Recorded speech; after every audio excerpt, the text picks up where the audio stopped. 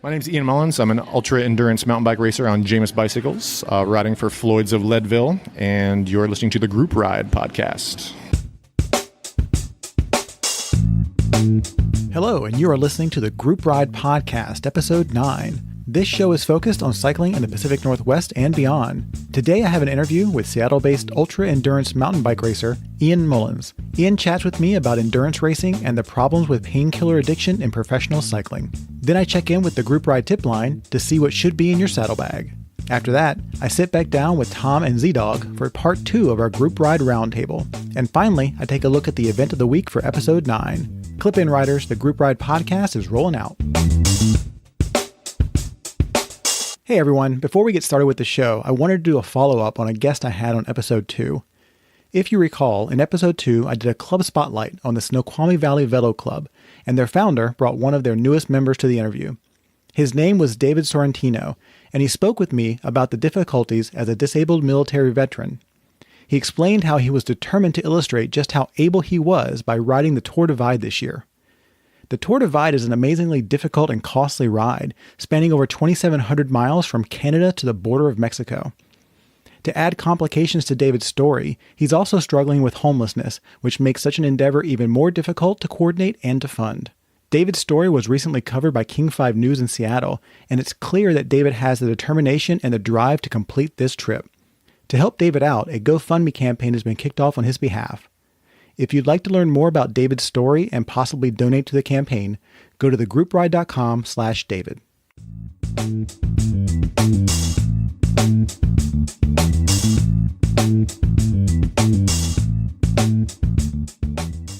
Up first, I have an interview with Ian Mullins, a Seattle-based ultra-endurance mountain bike racer. Ian was recently featured in a Velo News article about the risks of relying on addictive pain relievers in professional cycling.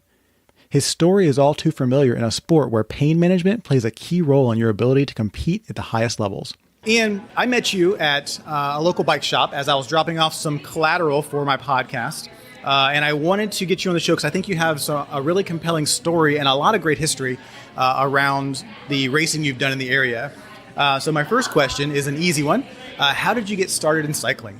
So my dad was a marathon runner, and he's a physical therapist also. But he used to run, distance in high school, and then started running marathons kind of when I was a young kid. And kind of the amount of time that took up when you have a family and whatnot, he kind of gravitated away from that and got into riding bikes. And this was early 80s, mid 80s, right about the time when Le Mans had won the Tour in 86. Most kids were, watching baseball or whatever, and I was the only, 10-year-old that could name all the Tour de France winners from 1954 on type of thing. So my dad kind of got me into it, and we started doing kind of tours together when I was a kid. And then by the time I was about, 15, 16, I started racing. So I raced as a junior, took a few years off for college, and then started racing again when I moved out here to Seattle, and then just kind of worked my way up to racing pro elites, ultra endurance mountain bike racing, 24-hour racing, and ultra endurance racing like that. So you've been a long-time cyclist from the start. You've been into it. That's really cool. You mentioned your racing. You've done road racing, cyclocross racing, mountain bike racing, endurance mountain bike racing, like 24-hour races. Yep. Which one of those disciplines do you feel that you're best suited for and you do enjoy the most?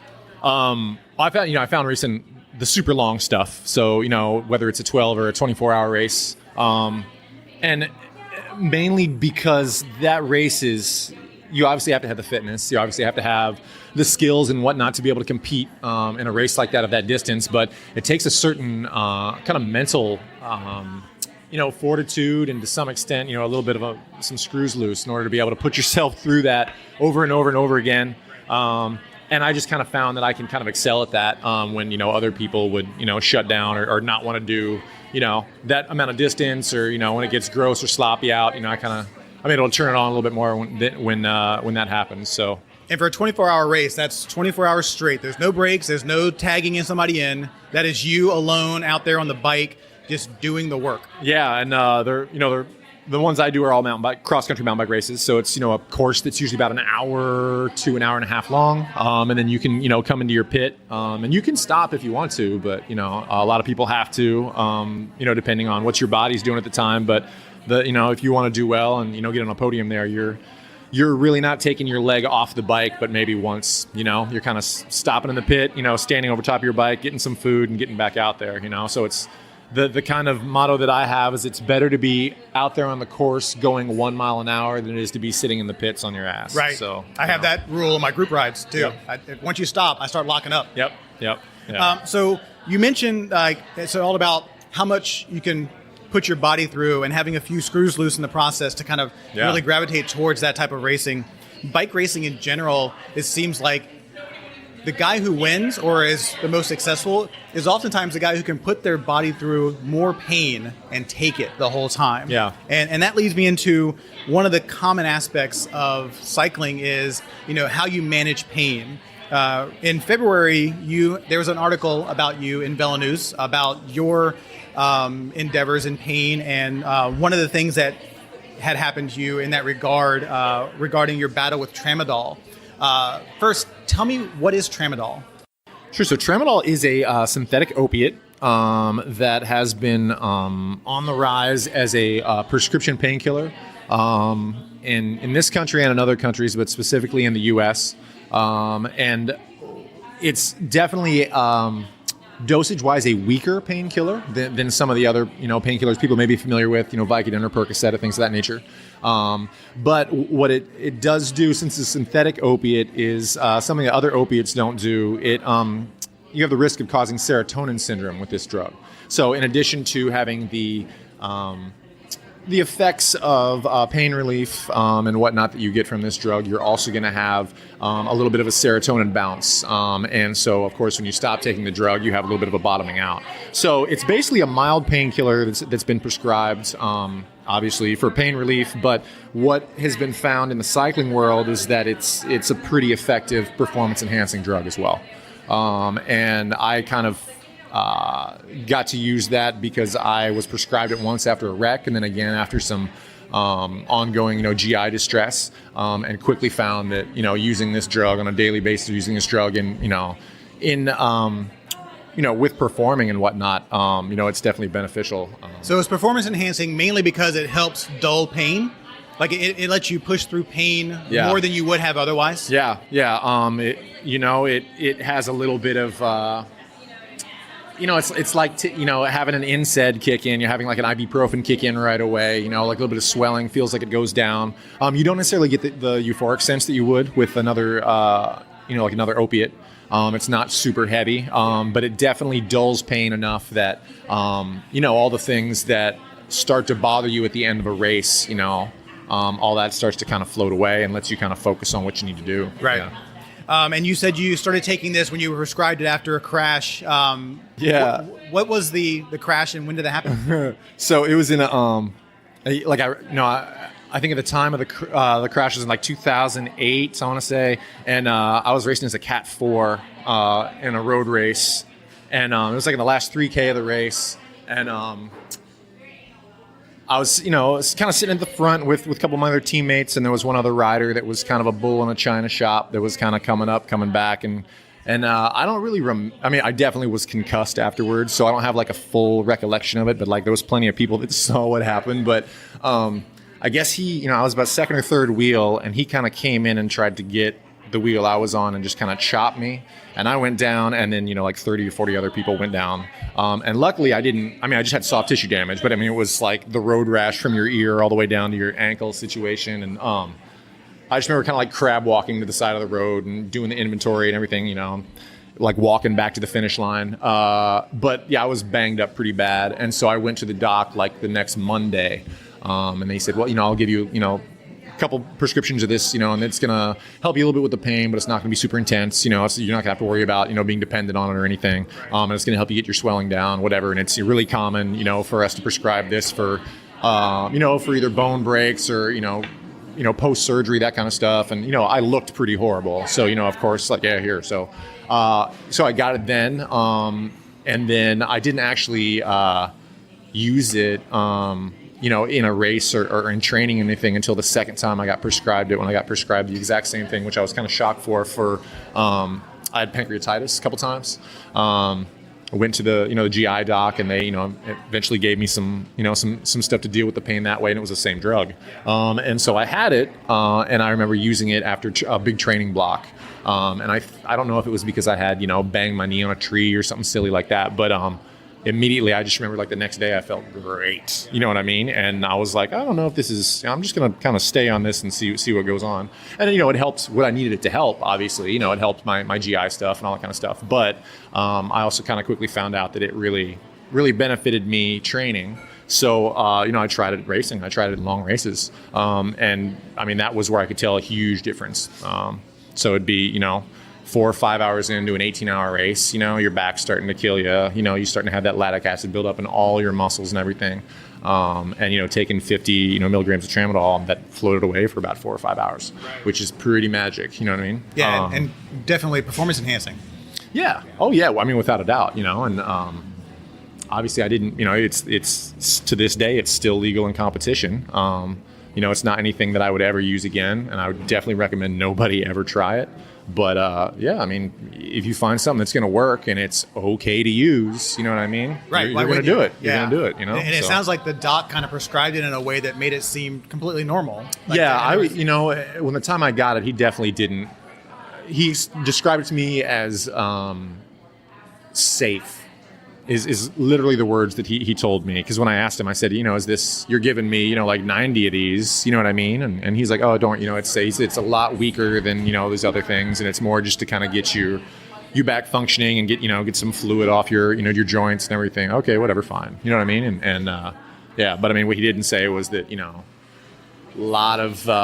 a lot of studies hadn't come out, and a lot of people hadn't really put that under scrutiny. But I mean, tramadol's highly addictive. And the people say that aren't obviously haven't done their research. So you ended up getting addicted to it.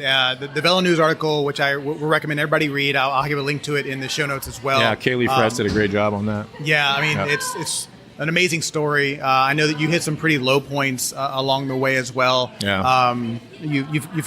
You've made it through those low points, and I'm glad to have you here chatting with me about it. I know it's a tough subject, but I appreciate the fact that you're willing to talk about it, because these are the kind of things that oftentimes people will suffer in silence with and not be able to find the support or give the other people who may be suffering the support they need or the encouragement they need to recognize a problem. Yeah.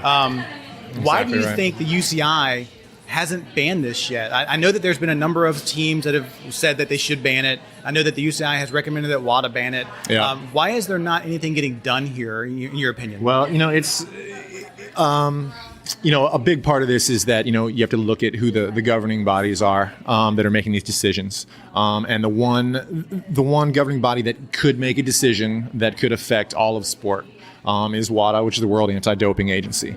And what they do is they kind of set the menu for everything you can and cannot take. And then all the national federations, like USADA, which is our national federation, they all pretty much have to follow that code. So USADA is pretty much waiting for WADA to say what is good and what is not good. And the UCI, they pretty much just enforce whatever the WADA code is. So pretty much WADA's holding all the cards here. And the thing about WADA is that WADA gets a lot of money from the IOC, which is the International Olympic Committee. And that's a notoriously corrupt organization. And so WADA's reasoning for doing things isn't necessarily always in the best interest of athletes. And I said this on another interview as well, but WADA doesn't really care about athletes at all. Their agenda isn't to keep athletes safe. Their agenda is a little bit beyond that. So what they have kind of not really decided anything on about tramadol is that there's 3 different things that decide whether or not a drug should be banned. Number 1 is if it's performance enhancing. Number 2, if it's a danger. Number 3 is if it violates the spirit or the ethics of the sport. And WADA, you have to have 2 of those 3 in order for it to be banned. WADA doesn't think that tramadol is any of those, despite many riders in the pro tour level, way above the level that I have raced, saying that it's used in races all the time. It's used for recovery. It's been handing out. So WADA, and then I kind of was talking to USADA quite a bit about this over the last couple of years too. They kind of came out with their position on it this year after doing some studies and things, saying that they definitely recommend that tramadol not be used, and that it is legal, and that they put out a whole article on the dangers of it and everything, which was very responsible of USADA to do. Sometimes I question any of the anti-doping agencies. I question their methods and their kind of their motivation sometimes. I think that the doping issue in sport is seen as really black and white, and it's seen as you either are or you aren't a doper. And the reason it's seen that way is because most all of those drugs are performance enhancing only. With tramadol, you have a drug that, for the first time we're seeing, is a performance enhancing drug that's actually addictive.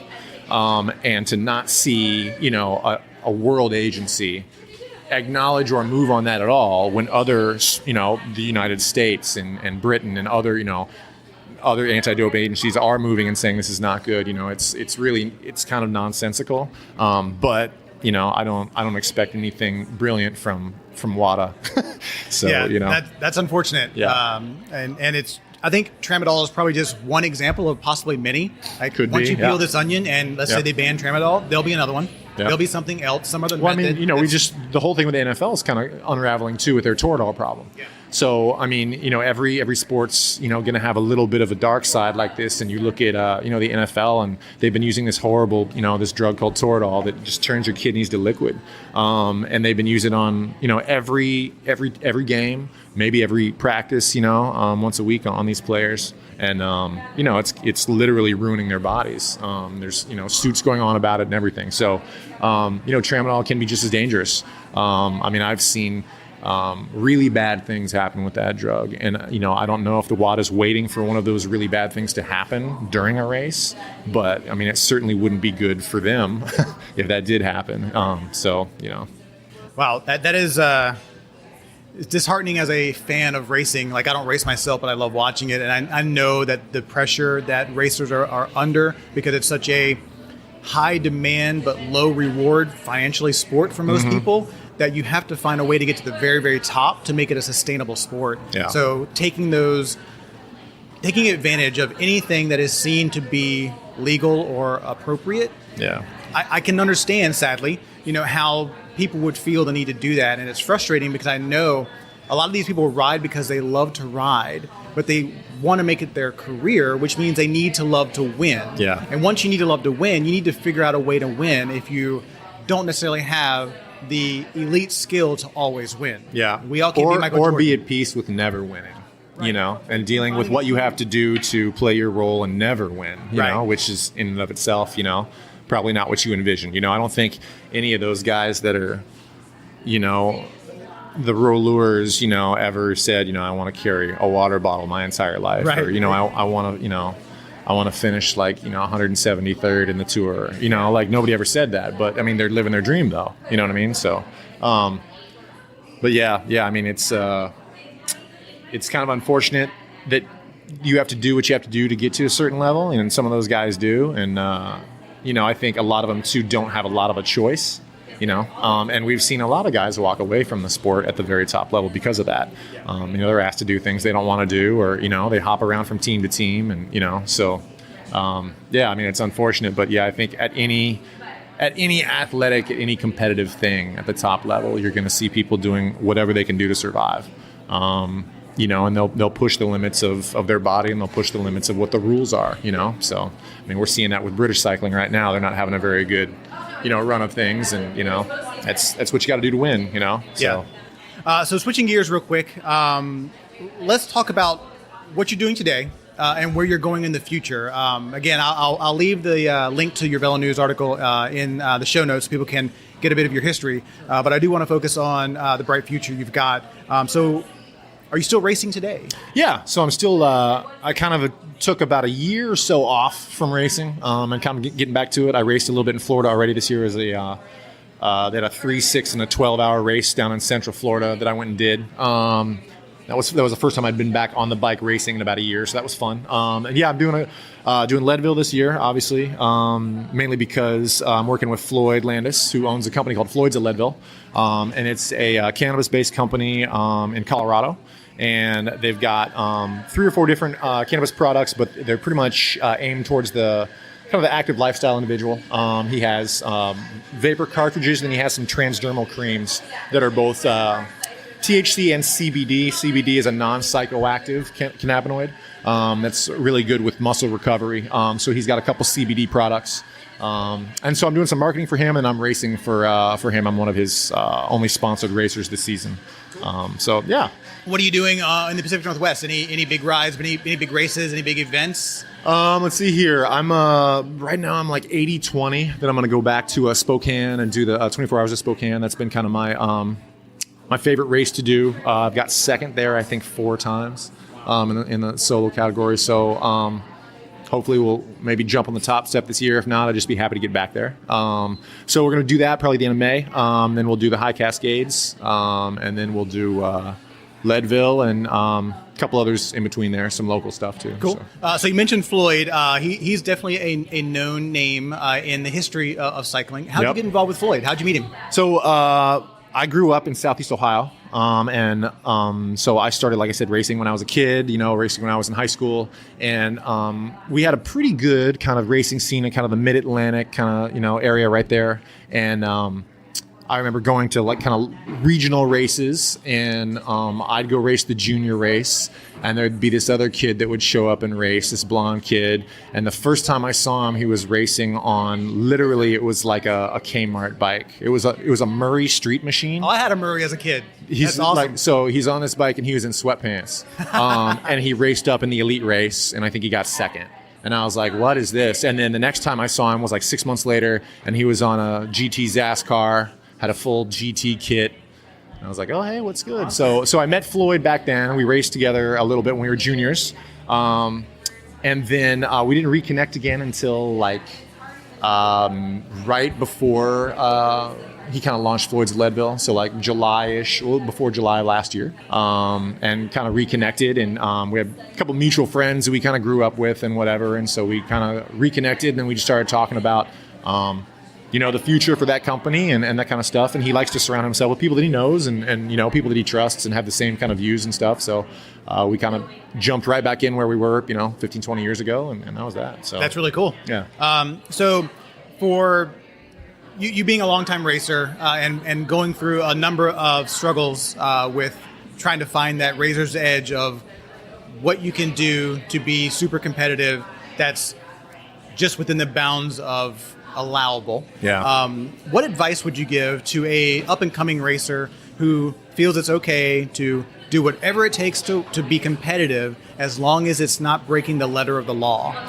Yeah, see, that's such, the gray area among sport, and especially among promoting the sport among, people that aren't fully developed as humans yet. They still have growing to do, they, in their head and in their body and things like that. So, the main thing that, I would want to impress upon somebody that's coming up is that of all the things that you can do to gain an edge, nothing is better than taking care of yourself and taking care of your body, whether that means your head and your body together, separately, but making sure that you're a well-being. That's going to make you the fastest person you ever are. And, following the rules, of course, is essential to, to competing and not only just being fair, but being fair to yourself. But taking care of your body and taking care of your head are the 2 most important things you can do. And I mean, I've definitely been victim of not taking care of my body or my head in different parts of my life, different parts of my racing career, and suffered horribly for it. And it's not that I didn't have people around me that were great, or I don't have people around me now that are great. But, you just kind of have to have that inner dialogue where, you have to know that taking care of yourself is priority if that's something you want to do, if you want to be, a competitive athlete or a competitive anything. You know what I mean? So my last question will be a question I try to ask most of my guests.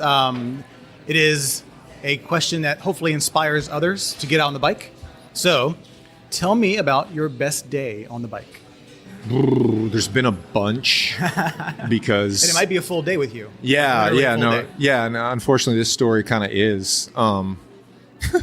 Yeah, but it was, of course, one of the 24-hour races. And one of the reasons that, I picked that and not just, a random, great day I had riding. And I've had, like I said, plenty of awesome days with, with friends and teammates and family, riding, going on epic rides and stuff. But one of the reasons I love doing that 24-hour racing is because, you're kind of in charge of everything, and you're in charge of how fast you go. You're in charge of, how you take this drop. You're in charge of how much you eat.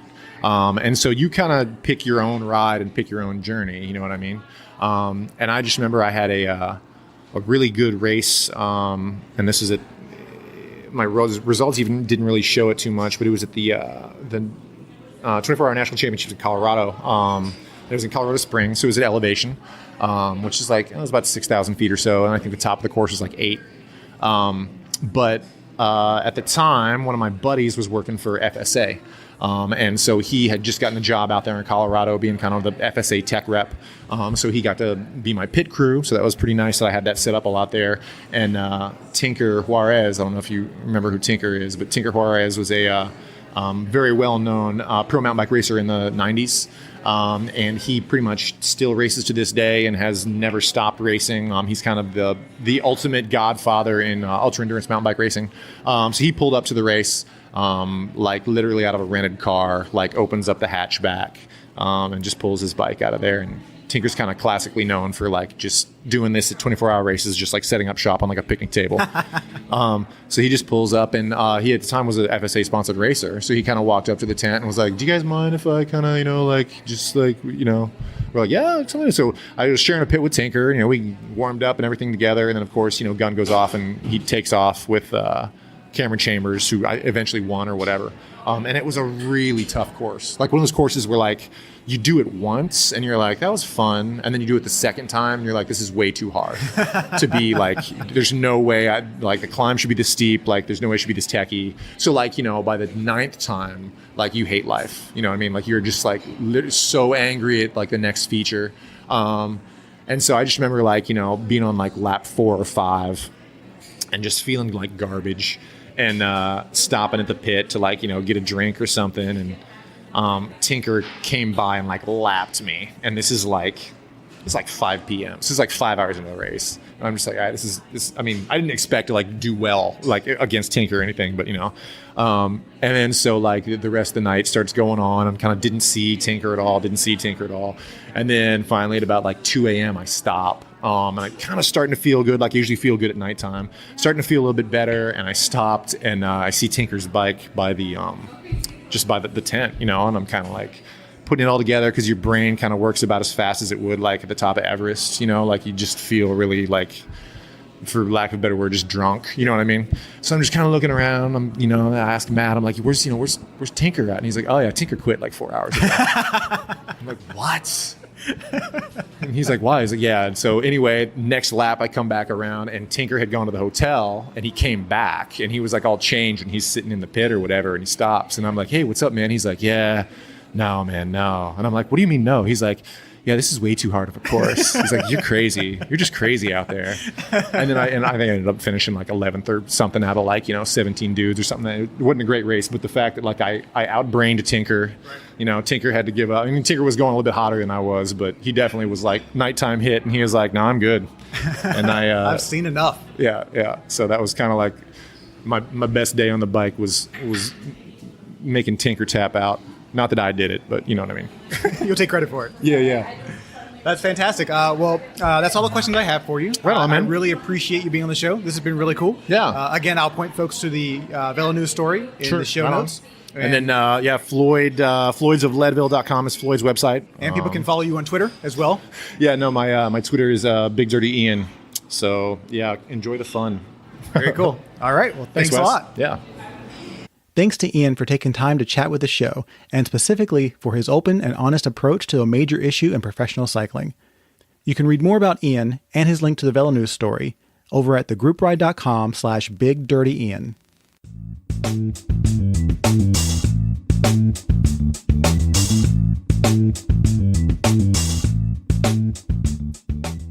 We are on topic 2 of the Group Ride Podcast tip line. The current topic is, what is the most important tool in your saddlebag?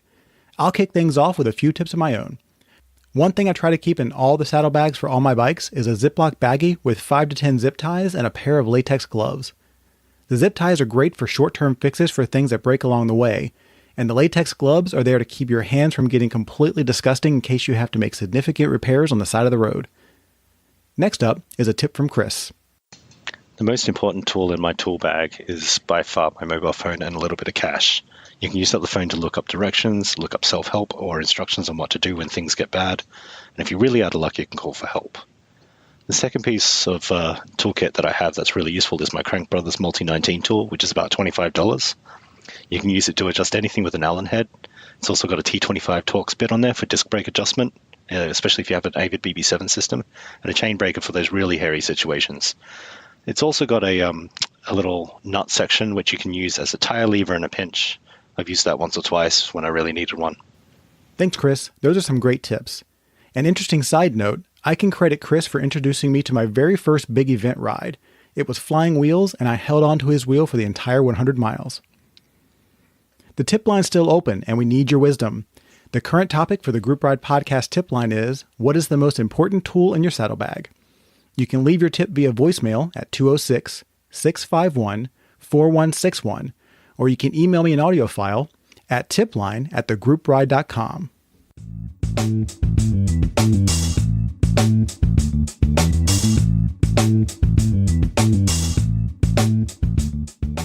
Up next is part 2 of the first Group Ride Podcast Roundtable. Tom, Z-Dog, and myself chat about racing, rides that are not races but probably should be, and what to do to rekindle the fire when you're getting burnt out on riding. So welcome to the second roundtable of the Group Ride Podcast. I'm here again with Tom and Z from last episode. If you did not catch that episode, I highly recommend you go back and listen to it because it was fantastic. But I'll let the guys introduce themselves first. I'll go to Tom.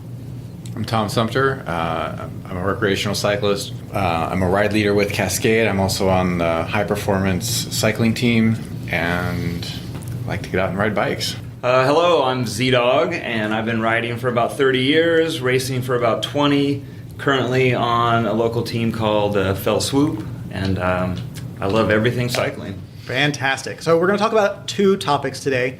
The first is how to find your next stage of your cycling if you want to improve your fitness or your competitiveness. There's a number of different ways you can get into competitive cycling in the area through traditional races as well as timed events that are not necessarily pure races but are races against your own expectations or your own limits.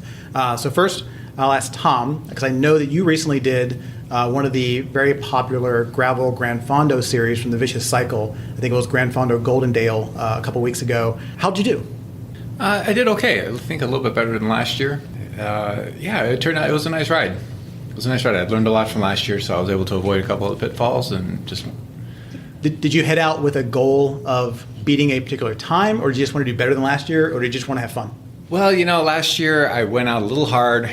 I got caught up with trying to hang with the fast kids and paid for it on the last third of the race and was dealing with cramps and kind of just fell apart for the last big climb and had a long, painful slog back to town. So my goal this time was to not do that. I learned a little shortly after that it's not how fast you start an event, it's how fast you finish that really matters. And so I try to take that into heart. So when you started the ride, was it a group start where they fired a gun and everybody took off, or did you take individual turns? How was the start for this? I know it's a timed event, but it's not necessarily a pure race. Right. They're a ride, not a race. Says the guy who got, what place did you get? 35th. Okay.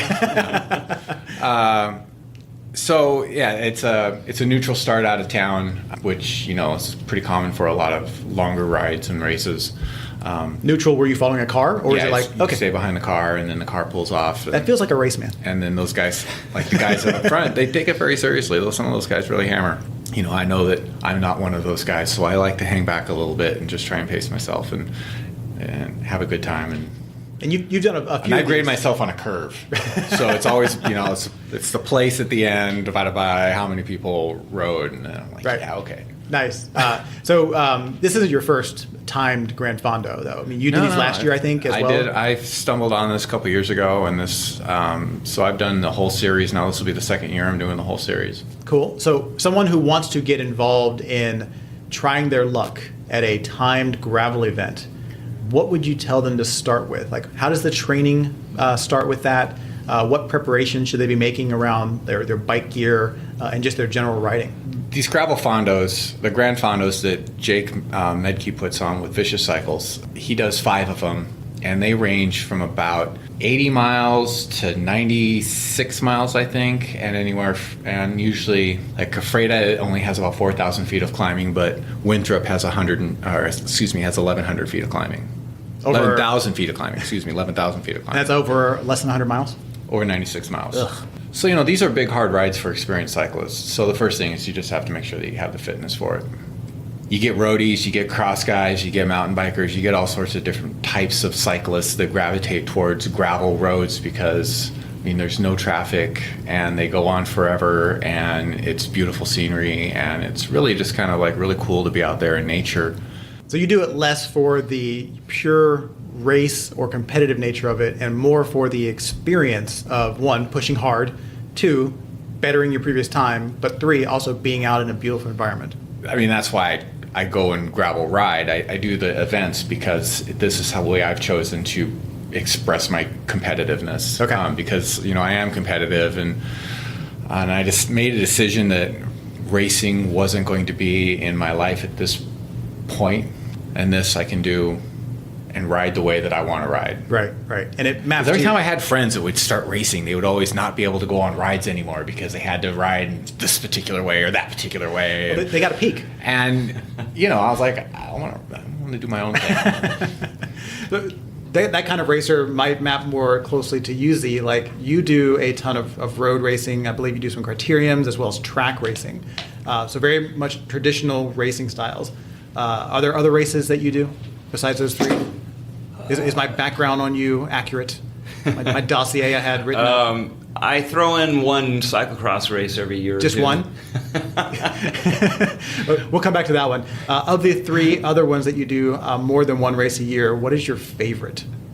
I love crits. You love crits. Absolutely love them. So the Ballard crit is one of your key moments of the year. Yep. What has been your best placing in the Ballard crit? I would say that it's not about the placing. That's the right answer. I honestly I've never excelled in terms of results, but I enjoy the experience. I enjoy my working as a team with my teammates, and I love the adrenaline rush of flying through a corner at 28 with 60 guys 1 inch off your hip. So you're a hard worker, and you love the idea of rubbing elbows at like terminal velocity around corners. Yes. With pedal strikes being the difference between a good day and a bad day. And the more technical the course, the better. If it's a 7 or 8 corner crit, those are good for you. Yes. I've been some crits. I would not do well on a crit. Which one is your favorite crit of the season? I'm going to say Redmond Derby Days, actually. It is because the roads are so smooth? And it's just a flat 4-corner. I just said I love technical crits. But I guess I'm saying Redmond Derby Days because it's the one I feel that I can actually get a good result in. Yeah. For your team. Right. You can lead a guy out for your team to win. Very Correct. cool. Yeah. You also do track racing, Yes. mostly at Marymore? Correct. Okay. Yes. What track events do you participate in? All the mass start events. I'm not a sprinter. They'll have specific sprint events and time trial events, but I'll do what they call a scratch race, which is like a crit. Whoever wins the last lap wins. But they'll have points races and things called winning out and the snowball and missing out. And these are all mass start events. So I do all of those. And what has been your best placing in the Marymore Crawl? The Marymore Crawl. Or how much money have you made by not placing very well in the Marymore Crawl and snatching all the dollars? A whopping $5. Very cool. So the other race that I know that you really enjoy is the Pacific Raceways road event. And you guys are racing on a typical road race circuit for cars. How does that differ from your standard criteriums on a normal road with curbing, or obviously it's different than the velodrome, but Well, at Pacific Raceways, it's about a 2-mile loop, so that's a lot longer than most crit courses, which are usually a kilometer plus or minus. At Pacific Raceways, it's not a technical course. I mean, it's a wide road. The turns are soft, relatively speaking. I would call it more of it's a really short circuit, but I would call it more of a circuit race than a crit. okay. And it sort of plays out more like a road race, but on a much smaller venue. It's a great place for anybody that wants to try bike racing. It's the number one place I would recommend for anybody who wants to try bike racing is to go to Pacific Raceways. As he looks over at me. Anyone wants to try non-gravel racing, go to Pacific Raceways. There's a new racer or beginner race series that Craig Undum from Cycle U puts on. I don't know, once or twice a month. Yeah, so he does clinics, right? Yeah. Yeah. So teaching the ins and outs of throwing elbows and having elbows thrown at you and not touching wheels. And then he'll go out and actually join the Cat 4 or 5 guys in the race as well. So he'll have the clinic and then race with them and give them feedback. Does he let them win? Yeah. I'm just asking for a friend. So back to the cyclocross race. That one cyclocross race that you race every year. Why is it just one? Or is that just a joke? I suffer from chronic low back pain. Okay. It's a daily thing. Yeah. And cyclocross racing and climbing, like all these gravel fondos with all the climbing, just destroys my back. Okay. And so it's really hard for me to go at a hard effort. And the course at Magnuson is, most people refer to it as more of a roadies kind of course. Yeah. So that's the one that I usually try to do is at Magnuson Park. So you had mentioned before when we were talking about your lower back pain and how the amount of time that you can spend putting out significant amount of power kind of maps to your preferred style of racing, like 45 minutes or less seems to be your sweet spot. So that transitions into another topic I want to talk about, which is, people that aren't as fast as they would hope to be or aren't as fit as they would hope to be or have other challenges that don't let them do the things that they think they should be doing, whether it be doing these crazy cross-country trips or doing really fast track races. How do you find different ways to find the fun on the bike? And I think your example is a great one where you have a very competitive spirit. You want to race your bike, but you have some limitations with your back that doesn't allow you to do long road stage races, doesn't allow you to do a bunch of climbing races, doesn't necessarily allow you to get out and jump your bike off of 3 or 4 foot drops for mountain bikes or anything like that. So what are some other ways that people can kind of find their joy on the bike if they're finding it kind of stale? I know I hit this a couple years ago, which is why I bought a mountain bike, kind of had a mid-bike crisis where I'd been doing too many road events and wanted to get out and get a little dirty and dusty and end up crashing a lot, but I learned a lot too. So Tom, have you ever found yourself needing to find a way to change up your routine, change up your style, just to continue to kind of enjoy discovering the bike? I mean, I'm still fairly new to cycling. I guess maybe around 5 years. Yeah. So I think this is my 5th season. Most recently I added gravel riding just because, we talked about it before, but one thing I didn't mention is the roads back there. They're steep. I like to climb hills. It turns out I'm kind of good at it. Relatively speaking, for other people my size, it's like I'm all right at it. And so, I've been up every mountain pass and I've gone up every big hill and, made my mark on Strava or whatever, and was looking for something else. You can only go up Zoo Hill so many times before you're looking. I don't know. You start looking for things like far, far away. Right. Driving 5 hours to climb a mountain. That's crazy. So, with gravel riding, you can't even put pavement on some of these hills. Yeah. 15%, 3,000 feet climb. It's ridiculous. It's stupid. So for you, as a change of scenery was a really beneficial part of kind of rediscovering it. So it's a lot of fun. So that was one of the things that I did. I went and found some new places to ride. Yeah. Me, I promptly crashed my mountain bike when I did that. So Z, your back was one of the driving forces for your continuing your race career, some would say. What other things have you done to kind of rekindle your love of riding? You said you've been riding for almost 30 years, you said? Yeah. It's a long time, man. I'm imagining you've hit these kind of valleys of love for the bike. So what else have you done? Well, even though I race and compete, I certainly do plenty of rides for fun where I'm not concerned. I don't understand the concept. Can you phrase that in the Strava segment? I do plenty of rides where I'm not concerned about my speed or my time. Again, the words you're using don't make a whole bunch of sense to me, but I'll allow it. If you take a trail, like let's say that you ride on the road a lot and you want something different, but you're not ready to tackle the Winthrop Grand Fondo. Something like the Cross Kirkland Corridor, which has crushed pea gravel, it gets you off the streets, gives you a little bit of experience of some dirt gravel riding. That'd be a good place to start to mix it up. And Chainline Brewing is right. A nice little plug, yeah. Right near Google campus off the trail. Yep, I've got one of their stickers actually. And I think the group ride's a great way to keep fun in, because the whole idea of the group ride, whether it's Cascade or whether it's riding with, a lot of these race teams, they have a social component to them or a social group that is attached to the team. High performance cycling, we do these things all the time where we'll just go up in a group of people that you've ridden with and that you have camaraderie with and that are also, at a similar fitness level. And then you can just go out and everybody hammer and everybody have a good time. And right, and it's a lot of fun. And that was one of the things that got me interested in gravel was actually the people I know around me.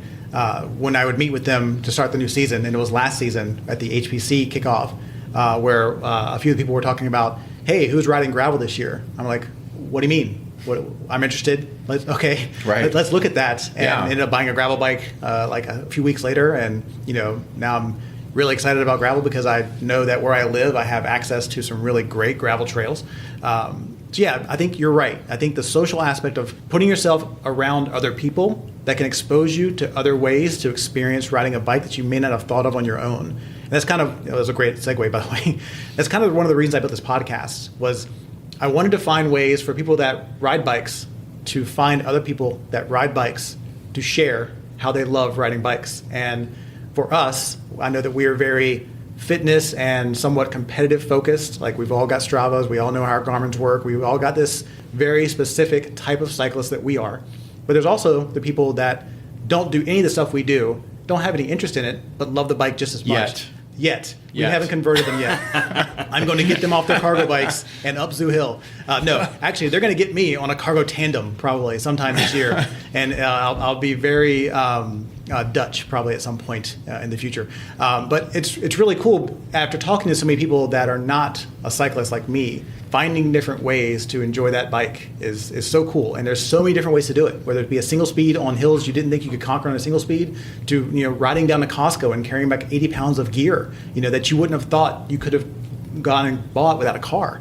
But yeah, I think that's one of the key things is, just start exploring, like the people around you. Find people to ride with. Like if you don't like riding with them, they're not going to take it personally if you don't show up the next week. They're still going to ride. I think social miles are way better than solo miles. Yeah. I had a big problem with that early on in my cycling career, that every time we would stop for whether it be a coffee break or even waiting at hills, I'd see my Garmin and I'd be like, why is it not moving? We got to go. And it was the social aspect of that I was totally missing. And I again, well, you just hadn't found the right group. You need to go with a group that doesn't wait. Well, those groups are out there. I would go with the group that doesn't wait, but then we'd stop at Starbucks and literally spend 20 minutes getting cappuccinos, and it's like, you guys, you're killing me because my legs are locking up, plus my Garmin's not moving. So it's a twofer. I got to keep my stops disciplined. But there are people that want to go out. Like there's a guy I know that works at the Duval Pacific Bike and Ski that likes to go out and make coffee outside. That's his thing. He likes to go ride a bike somewhere, take his gear with him as he's going to camp, but make coffee out on the side of a stream or whatever. Just enjoy nature. Yeah. Like, I don't know if I have the patience yet. I'm going to try. I'm going to try to go with him on one of his rides. I don't know if I have the patience to wait for coffee to brew in the middle of a ride, at the side of a stream. I got to find the way to do that though. Sounds Sounds excruciating. Sounds interesting. That coffee's got to be really good. Man, I hope it's good. If not, I'll never go on that ride again. But I need to go on that ride. But yeah, I think that's a great point. I would say if it fits your schedule and your vacation plans, if you can travel with your bike or rent a bike and go to another city you've never been and explore other places you've never ridden. So your guidance is get out of town. Absolutely. That actually is a good idea. As it turns out, wine country and bike country overlap a lot. That's very true. They really do overlap a lot, and so that makes a great family vacation. Yes, that's a good idea. Last year, I was fortunate to travel with my girlfriend to visit friends of hers in Denver, or a work seminar she might have been on. And I ended up I have a Ritchie breakaway bike that I can pull apart and pack away in a smaller type case. And just using the internet and Facebook, I looked up groups in Denver and then San Diego, and then I have a friend in Austin, and I hooked up with a cycling group there. And I didn't know any of these people, and I ended up doing these group rides in each area, and it was fantastic. Yeah. Wow. Yeah. Okay, so that's all I have for this roundtable. Those were some great advice for both racing, competitive cycling, rides that aren't races, like Tom said. Cat 6, rides that aren't races. They're timed. There's a leaderboard. And then there's tried and true racing, and the Pacific Raceways series is a great place for people to start if they want to learn how to race. That's on the website, thegroupride.com. In the events section, I've got those listed, and you can find your way to the Pacific Raceways site as well to sign up if you're interested in doing that. The Marymore Velodrome is also a great place to watch people ride every week, and I know that they have something coming up soon, the auction. Let's talk about that auction really quick. It's on Saturday, April 22nd, and that's a fundraiser.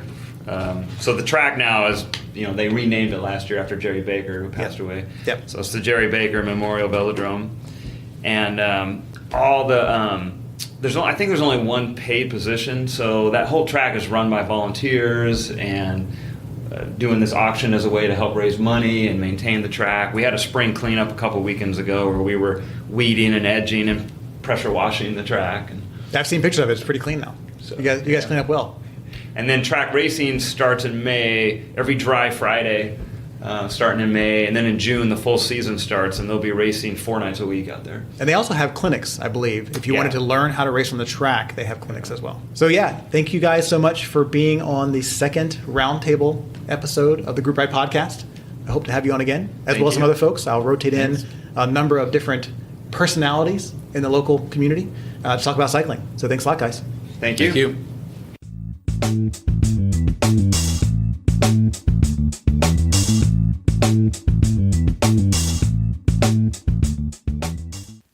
The event of the week for this episode is the Jerry Baker Memorial Velodrome Auction. As you heard Z-Dog mention in the roundtable, this auction happens this weekend. This event takes place on Saturday, April 22nd at the Mercer Island Community Center. Tickets are $50, and this includes a full dinner and complimentary beverages.